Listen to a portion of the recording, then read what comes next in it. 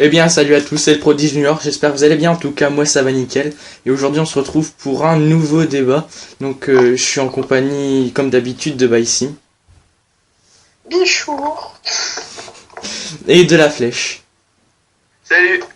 Donc voilà, donc je te laisse détailler un peu le sommaire, Baïsim, pour le débat à venir. Donc, comme l'a dit le prodige, c'est un débat, donc ça va être sur la sécurité routière au niveau du cyclisme. Continue. Ok, bah, Antoine de Moitié qui est sur le banc des Polygame, oui. Ouais. Et On t'as va dit... parler de Yann Guyot. Et vas-y, commence. Oui, donc je sais pas si tu l'as dit puisque ta voix elle est un peu plante. Et donc comme on a dit, comme on a dit avant, on va le faire aussi. On va voir comment est-ce qu'on peut améliorer la sécurité sur les routes niveau vélo. Donc voilà, donc on va commencer du coup par Johan Guyot. Donc je sais pas qu'est-ce qu'il veut commencer. Donc d'abord dire ce qui s'est passé comme accident quoi. Non, personne. Bah toi, parce que tu sembles être qualifié sur le sujet, comment... Voilà. Pas vraiment, mais c'est pas grave. Donc apparemment, logiquement, hein, il a été écrasé lors d'un entraînement de cyclisme. C'était un grand espoir français. Il avait 23 ans. Il est décédé le jeudi 3 mars à l'entraînement, justement. Apparemment, d'après la Flèche 3, il est décédé à un stop, c'est ça? Ouais, un stop, un feu rouge, un truc dans le genre, et un camion l'a pas vu. Et... Donc il était dans l'équipe voilà. Vendée U. Vendée U. Donc comme ils l'ont dit, il est mort à l'entraînement. Donc ça s'est déroulé, enfin le drame s'est déroulé à La Roche-sur-Yon. Donc justement qu'est-ce que vous pouvez dire en plus sur justement cet accident? Rien du tout. Ouais, la Flèche. C'est un accident de la route, donc là ça rentre pas dans le cadre des compétitions comme Antoine de Moitié, mais oui. Là c'est plutôt des mesures à prendre sur la sécurité routière, des trucs comme ça. Ouais, là c'est vraiment... sécurité ouais, c'est entre vrai. les vélos et les voitures, des trucs comme ça quoi. Ouais, là comme tu dis, c'est vraiment en dehors des routes, donc c'est pas... C'est un accident comme un autre, on peut dire, je pense. Hein. C'est comme un accident entre deux voitures, quoi. Un accident n'est jamais pareil à un autre. Bah c'est le malheur, c'est le malheur de la vie, quoi. Après. Ouais, mais comme on essaye de le dire, mais un peu mal formulé, c'est que c'était Yann Guyot, mais ceux qui font du vélo, qui nous regardent, ça peut vous arriver à vous. C'est pas parce que voilà, ça fait pas. Bah oui, c'est vrai comme il le dit, ça peut arriver à n'importe qui, même un coureur qui fait du cyclisme, qui fait du vélo, on va dire une fois par mois, quoi. Ça peut arriver ce jour-ci, quoi. Comme ça, Ouais, veuillez à respecter la sécurité. Enfin, waouh, non. Enfin, veuillez à respecter le code de la route, voilà. Donc, on a été un peu... Je pense, est-ce que vous avez encore à rajouter quelque chose sur Johan Guyot? C'était histoire de penser à lui, justement. Non? Non. D'accord. Donc, merci. Donc, ensuite, on va passer au deuxième coureur. J'espère qu'on aura un peu plus de choses à dire et je pense que oui. Ah, tu voulais... Bah, vas-y, dis. Je sais pas, de temps en temps, on t'entend pas. Vas-y. Après, c'était... Je sais pas, c'était un feu rouge, oui, comme t'as dit. Ouais, feu rouge, top, un truc du genre où il devait y avoir un croisement et un camion qui est arrivé. Ouais, et après on sait pas forcément non plus, il était à l'arrêt. Ouais, il me semble, ou alors il allait s'arrêter. Alors, s'il était à l'arrêt, après ça dépend. On n'a pas trop de sur le côté de la route, il est un peu... C'est un peu de sa faute aussi. Je sais pas. Parce qu'un camion, t'es quand même placé au-dessus, donc tu vois pas forcément. C'est ça, il y a des angles morts au niveau des camions, c'est... Ouais, c'est des trucs comme ça. Ok. Si on... Rien du tout d'autre à ajouter ou... Hein? Non. Non? Ok. Personnellement, non. Ok. Donc, on va continuer maintenant sur Antoine de Mathieu. Logiquement, on aura peut-être un peu plus de choses à dire. Donc, qu'est-ce qu'il veut débattre un peu au début? Parce que j'ai déjà dit la situation juste avant. Vas-y, bah ici, il me dit ce qui s'est un peu passé. J'ai pas vu la course, j'étais pas là ce jour-là, donc je suis pas trop... Moi, j'ai pas vu... que ça soit une... J'ai pas vu la chute, moi. Bah moi j'ai pas vu la course non plus, mais d'après ce que j'ai lu apparemment c'est que il était dans un groupe, ils ont chuté à 4 ou 5 ou un truc dans le genre. Et les voitures les ont évité et en fait, donc les voitures se sont décalées et il y a une moto qui est arrivée qui n'a pas pu l'éviter. Et la moto, c'est le seul truc sur la moto, c'est qu'on dit souvent, ouais bon, on prend des motards inexpérimentés, des nuls, des trucs comme ça. Sauf que là, malheureusement, c'est un motard expérimenté et que si ça arrive. Bah là, c'est quand même une course World Tour. Et il a pas pu l'éviter, quoi. Donc là, c'est vraiment un truc qui manque de chance, quoi. Personnellement, Ouais, voilà. moi j'ai vu la course. De ta part du montage. Moi perso, comme je dis, j'ai vu la course, mais j'ai pas vu la chute. Ça tombe. J'étais à un moment donné inattentif. Enfin, j'ai juste vu l'arrivée, quoi. J'ai vu les 15 derniers kilomètres, mais je sais pas exactement où est-ce qu'il est tombé. Mais c'est vrai que quand même, dans une course, si à World Tour, il me semble, ouais. Je pense que. Ouais.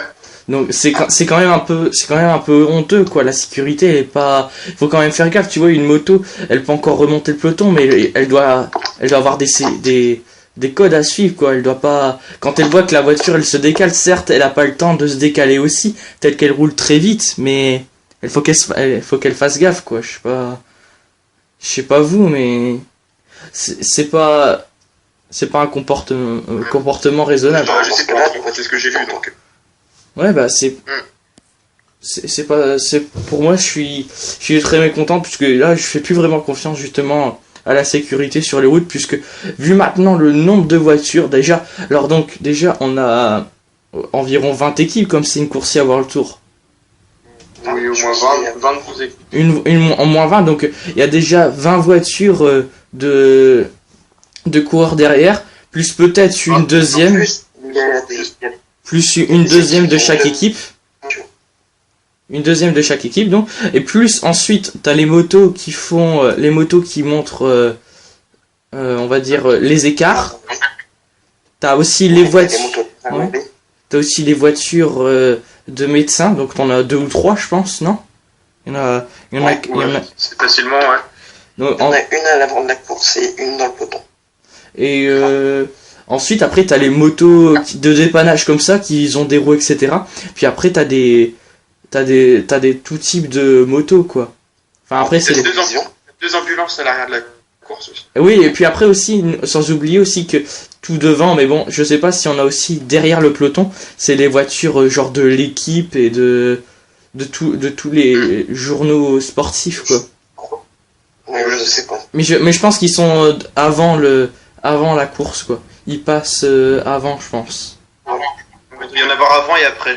Ouais, quelques-unes après, ouais. Mais moins. Mais vous voyez déjà que là, ça fait déjà grand, quoi. Il y a déjà 40 voitures avec les directeurs sportifs, etc. Plus, on va dire, une vingtaine de motos, je pense, dans une course. Non, même plus. Ou largement plus. Hein. 40-50, tu dirais. Bah, je sais qu'en général, une chaîne comme, je sais pas, Eurosport, France 3, France 2, tout ça, ils ont en moyenne 3 ou 4 motos, donc ça va vite, ouais. Quoi. Bah, ils ont au moins 2 motos, quoi. Bah, après, France 3, elle était pas là sur cette course, mais après, sur RTBF, je sais pas comment ils s'organisent vraiment, puisque ils ont peut-être... Bah, normalement, il y a une moto dans le groupe de tête, enfin, il y a 2 motos au groupe les plus importants, quoi, donc au peloton et à l'échappée. Et après, il y a aussi Bing qui diffusait cette course, donc on peut rajouter aussi les motos de Bein Sport, justement. Ouais, enfin, après, tu peux citer tout le monde, hein. Ouais, je sais, mais justement, c'est important d'abord de...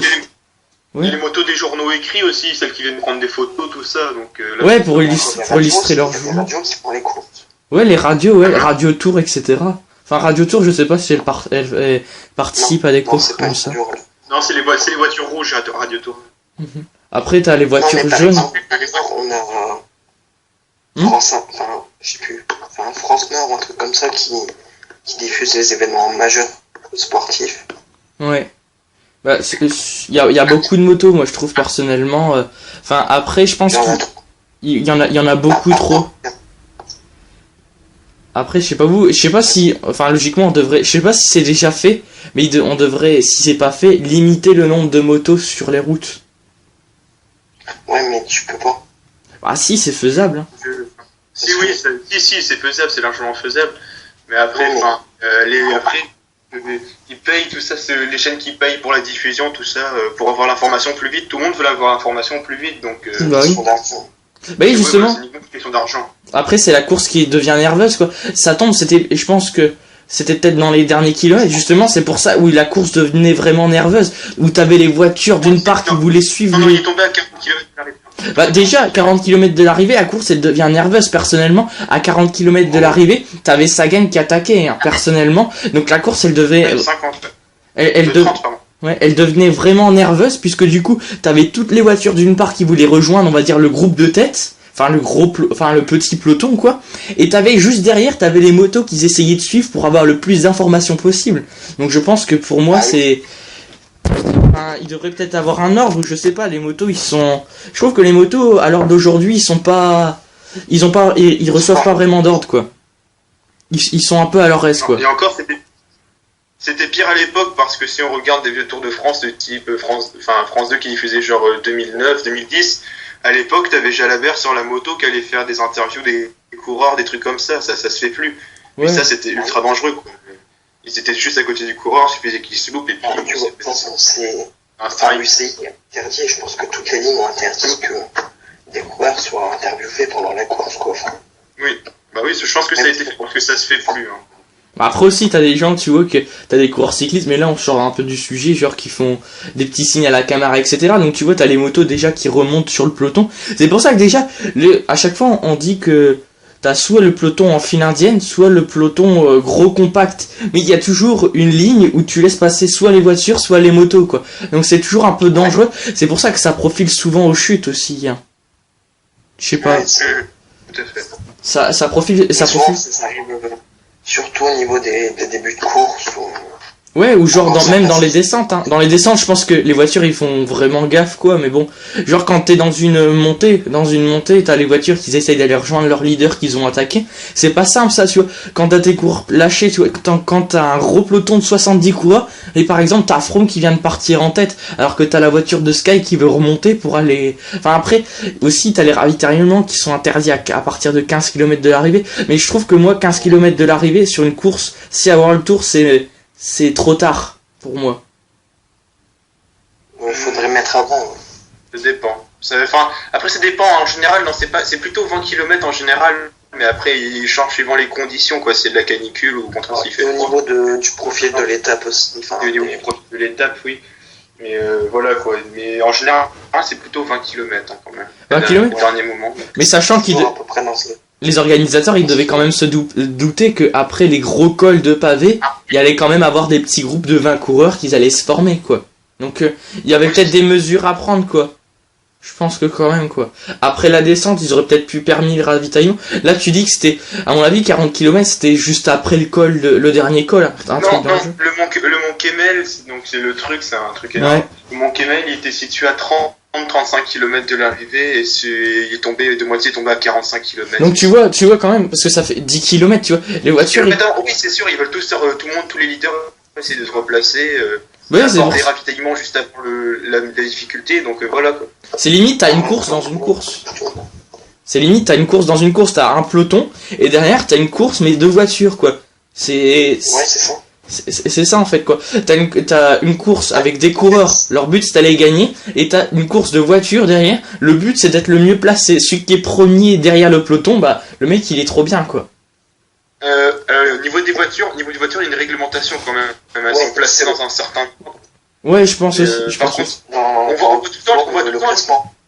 On se dit tout le temps comment ça se fait qu'il y a la voiture derrière, mais quand on voit une voiture d'AG2R, puis une voiture, je sais pas, de Sky, puis une Lambré, tout ça, elles sont pas derrière parce qu'elles ont doublé les autres. C'est la voiture rouge qui est juste derrière, qui leur dit votre coureur a demandé des ravitaillements, venez vous mettre juste derrière le peloton. D'accord. Ouais, mais, en même temps, j'apprends beaucoup de choses justement en faisant moi-même cette vidéo.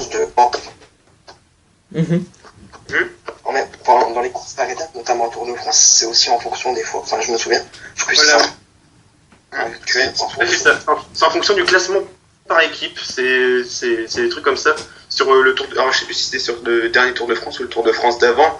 L'équipe Sky avait fait tout pour se placer en tête sur l'étape d'avant pour être première au classement par équipe, pour voir sa moto juste derrière, sa voiture juste derrière sur les secteurs pavés, par exemple. D'accord. Ah, donc les voitures, ils sont placés par ordre de classement par équipe. Au Tour de France, oui. Au Tour de France, oui. Et les courses par étapes, je pense. C'est pour ça que tu as vu, par exemple, Bretagne Séchée, à l'arrière pour Aragon, tout ça, et Sky, Tinkoff, tout ça devant. D'accord, bah merci, enfin ça m'apprend aussi, comme je viens de le dire il y a quelques instants, ça m'apprend aussi en faisant cette vidéo, donc Amateur. c'est amateur, ouais. Donc enfin personnellement, moi je fais pas de vélo, vous deux vous en faites, il me semble. Ouais. Oui, Donc bah, justement, ça va peut-être pouvoir clôturer aussi le débat, justement. Toi, dans ton club, t'as des sécurités à prendre quand tu dois faire un entraînement, par exemple Bikesim. T'as quoi comme sécurité à prendre? Ben, en fait, moi, avec mon club, ben, après, c'est parce que j'ai un gros club, on a 80 licenciés. C'est vraiment un gros club. Et c'est quoi à peu près tes réglementations? Quand on est, enfin, non, après, ça, c'est on prend les décisions dans le club. On n'a pas de réglementation, mais par exemple, quand on part à plus de 10 coureurs, on a une voiture qui nous suit derrière, quoi. Ouais, je vois. Et puis tu dois rester bien sûr en file indienne, quoi. T'as pas le droit de. Ouais, on se met 2 par 2 et c'est. 2 par 2, ouais. C'est vraiment 2 par 2. Il y a 2 adultes. Ouais. C'est 2 par 2, ouais. La réglementation autorise. En ville, tu es obligé d'être 1 par 1, ça c'est un truc. Ouais. Et par contre, sur la grande route, tu as droit d'être. Sur la grande route, entre guillemets, hors agglomération, tu as droit d'être 2 par 2, et si une voiture qui arrive derrière toi, il faut te remettre en file indienne, normalement. Ouais, c'est ça. Ok, d'accord. Et puis, c'est pas simple, puisque tu vois, t'as les voitures, on va dire, de directeurs sportifs quand vous êtes à l'entraînement. Enfin, je sais pas, la flèche, tu fais du vélo déjà ou. Il me semble. Oui, ouais. Ouais, t'en fais. Donc, la voiture, c'est chaud, puisqu'elle doit du coup se décaler aussi, votre voiture de directeur sportif. On va se décaler, on va chercher. Sur les courses amateurs, il n'y a pas de voiture. Sur les courses, non, il n'y a rien. Sur les courses, il n'y a rien. Sur vos courses, vous avez rien? Non. Si, t'as une moto qui ouvre ou une voiture devant, mais c'est tout. Ouais, voilà. C'est tout, quoi. T'as la voiture qui te départ, puis c'est tout. Mais sur les courses, personnellement, bon, comme dans ma catégorie, je suis tout seul, j'ai personne, quoi. Donc voilà, je suis tout seul. T'es tout seul dans ton équipe. Sinon, je sais qu'à l'entraînement, si j'ai besoin d'un truc, bah, je descends à la voiture, quoi. La voiture vient pas à côté de nous. Bah non, reste derrière. Mais vous devez descendre à gauche ou à droite? Ou alors, Enfin, à la gauche ou à la droite de la voiture? On descend, personnellement, la gauche. Ou de... À la gauche, mais c'est pas dangereux quand même, parce que tu vois, là, tu t'exposes devant une voiture, parce qu'une voiture, ça double plutôt vers la gauche. Ou la Et voilà, tu t'exposes à la voiture, mais en même temps, si tu vas à droite, tu t'exposes au fossé, donc il y a un choix à faire, quoi. Ouais, aussi. Bah, c'est un choix à faire sur le moment, mais bon, après il faut faire gaffe, justement, quoi. Mais Yoann Guyot, quand il s'entraînait, il était tout seul ou il y avait... Ils étaient à 3. Il y avait lui avec 2 coéquipiers, je crois. 2 ou 3 coéquipiers, mais je doute qu'il y avait une voiture avec eux. À mon avis, c'était une petite sortie, genre de décrassage ou quelque chose comme ça, à mon avis. Non, en fait, ils avaient fait un entraînement juste avant, et ils ont voulu faire plus de bornes, eux, donc ils ont continué, et puis voilà. D'accord, bah il aurait dû finalement arrêter, quoi. Ouais, c'est ça. Vous avez des choses à rajouter sur justement vos entraînements, des règles, vous avez pas parlé, parce que moi je fais pas du tout de vélo. Pas sur le niveau professionnel. Ok. Et toi, la flèche? Pas sur le niveau professionnel, mais... Ah, vas-y, niveau amateur, si tu veux, vas-y. Ouais, niveau amateur, en fait, après ça dépend, il y a 2 catégories amateurs. C'est donc la licence FFC et la licence. Donc FFC, faut dire qu'on est vraiment bien... Enfin, la sécurité est vraiment au maximum, il y a une voiture donc devant pour une voiture derrière, donc c'est tout, et le circuit est fermé, aucune voiture peut circuler pendant la course, par ambulance ou gendarmerie. Ça doit être la même chose pour toi à la flèche, non? Enfin moi, bon, je fais du vélo depuis 1 an, donc voilà, je sais pas trop comment ça fonctionne, mais je sais que personnellement les courses où je participe, donc en Bretagne, il n'y a pas bien sûr les ambulances peuvent venir sur la course, tout ça, mais assez bizarrement c'est ouvert aux voitures en fait. Enfin, faut attendre que le peloton soit passé et ta voiture, n'importe qui peut passer derrière, quoi. Mais il faut qu'il passe derrière le peloton par contre. Mais n'importe qui peut passer, n'importe qui peut aller sur la course, quoi, entre guillemets. Donc, avec sa voiture. N'importe qui peut aller sur la course avec sa voiture, c'est assez dangereux. Ah, je trouve ça un peu dangereux quand même. En vélo, nous on n'a pas le droit d'avoir que... Je trouve que c'est un peu dangereux, quoi, s'il y a n'importe quelle voiture qui passe. Ouais, c'est... Dans mon village, j'avais une course semi-pro, donc on avait des équipes espoirs, notamment comme Vendée. Et c'est dangereux, notamment en sprint. Moi, personnellement, je m'y connais bien, donc il y a un virage juste avant l'arrivée, et après ça sprint. Et souvent, il y a des voitures qui roulent vraiment pas vite, et les coureurs, comme il y a un virage, ils peuvent pas les voir. Il y a déjà eu quelques chutes à cause de ça, quoi. Oui, voilà, après, c'est des soucis comme ça, mais par exemple, quand je vois sur certaines courses, enfin, c'est une course particulière, j'ai une course particulièrement en tête où il y avait, là, c'était plutôt un choix, le choix qu'ils ont fait pour le circuit. C'est on passe d'une route assez large à une route, mais nulle, quoi. La route, elle est toute petite, tout ça. Et ce jour-là, il y en a un, il était à l'extérieur, il était 10-15 coureurs devant moi. Il a fait un soleil, et je me souviens, je suis passé au tour suivant, il était encore allongé sur le côté de la route, le visage en sang, enfin. Voilà, quoi. Ouais. C'est le choix, quoi. Au dernier moment, ils avaient décidé de changer de route, de passer par cette route, et il y en a un, et c'est le local en plus, je crois, qui s'est cassé la gueule totalement, même entre guillemets au sens figuré, mais qui s'est complètement. Moi aussi, ça m'est arrivé, mais ça m'est arrivé à moi. On passait une route assez énorme, avec en plus un vent de dos à ce moment-là, donc on a quand même pas mal de vitesse, ça descendait. On arrive sur une route vraiment où tu passes une.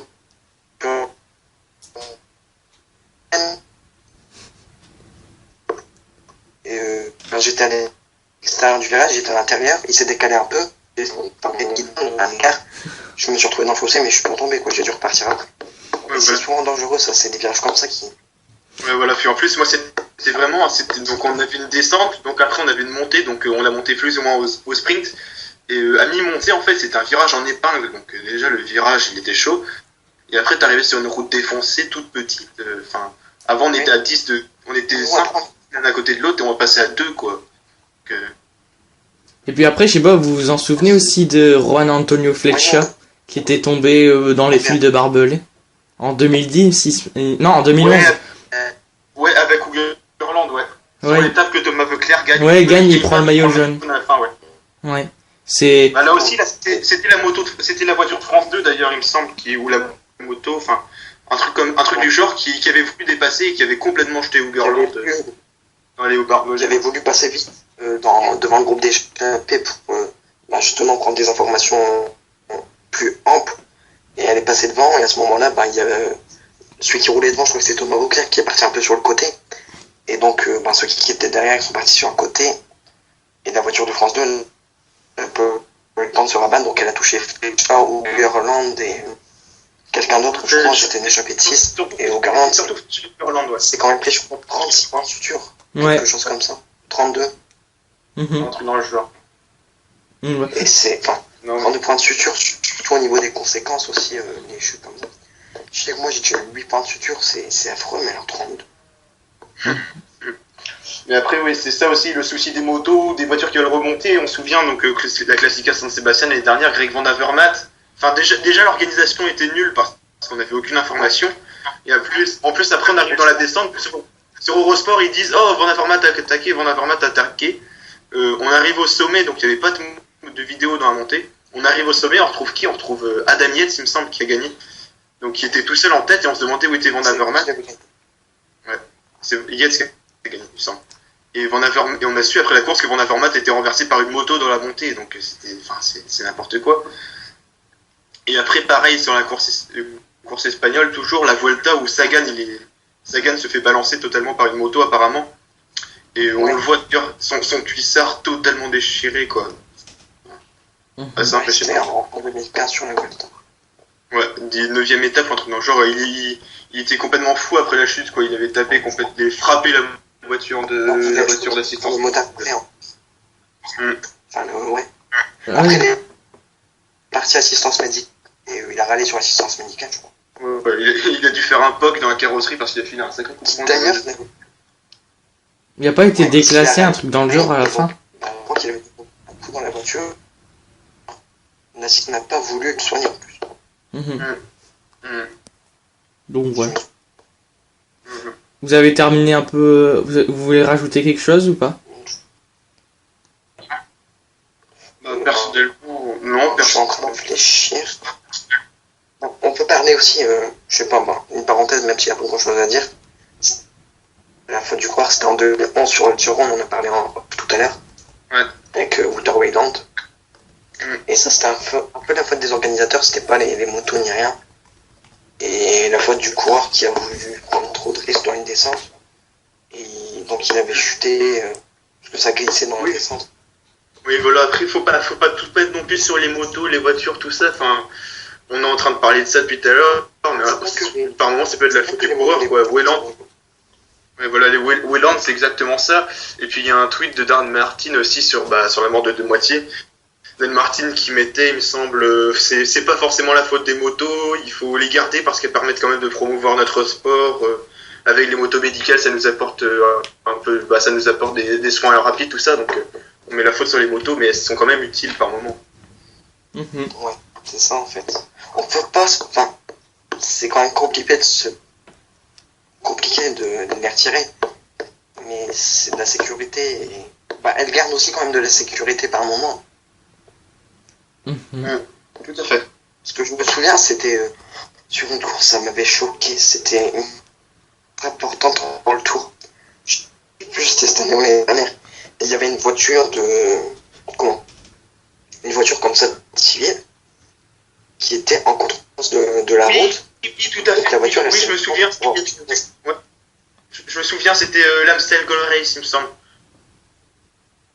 Oui, une classique ardennaise, un truc comme ça. C'était l'Amstel ou Liège-Bastogne-Liège, c'était Ça m'avait choqué. Et la moto, elle l'avait mis directement sur le côté, elle l'avait forcé à nous mettre sur le côté. Ouais, puis on voyait tous les coureurs qui faisaient signe aux autres derrière de se ranger parce que oui, effectivement, on voyait ça. Donc, là, pareil, je regardais Eurosport et les commentateurs ils disaient il y a une voiture qui doit être rangée sur le bas-côté, ils font signe aux autres. Et puis ils se disaient au fur et à mesure, les commentateurs, mais c'est bizarre parce qu'ils font quand même des gestes assez brusques.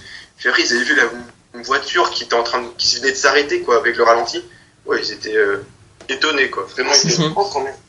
C'est aussi ultra choquant, t'as une voiture qui t'arrive en face, toi, dans ta descente à 50, 60 km/h, quoi. Voilà. Bon, on va terminer. Bastogne-Liège, c'est quand même une course sportive. Le plus grand monument, sûrement. C'est une des plus importantes de la saison. Une voiture qui arrive en contre-sens. Et voilà, c'est pas normal, je trouve.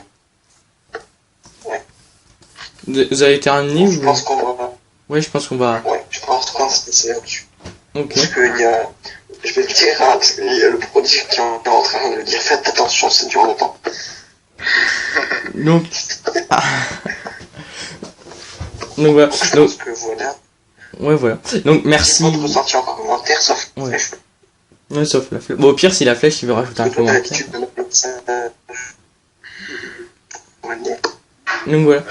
Bah, merci à la flèche d'une nouvelle fois avoir participé à la vidéo. Mais de rien, c'est un plaisir. Voilà. Donc on se retrouve Pour la troisième fois. Oui, pour la troisième fois. Et s'il faut, on fera un gros classement à la fin de l'année. Si on continue jusque là. Et on verra qu'est-ce qui a fait le plus de participation dans la chaîne, à part nous deux. On verra bien.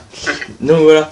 Merci à la flèche d'avoir participé. Merci une nouvelle fois, Bastine, d'avoir été avec moi pour cette vidéo.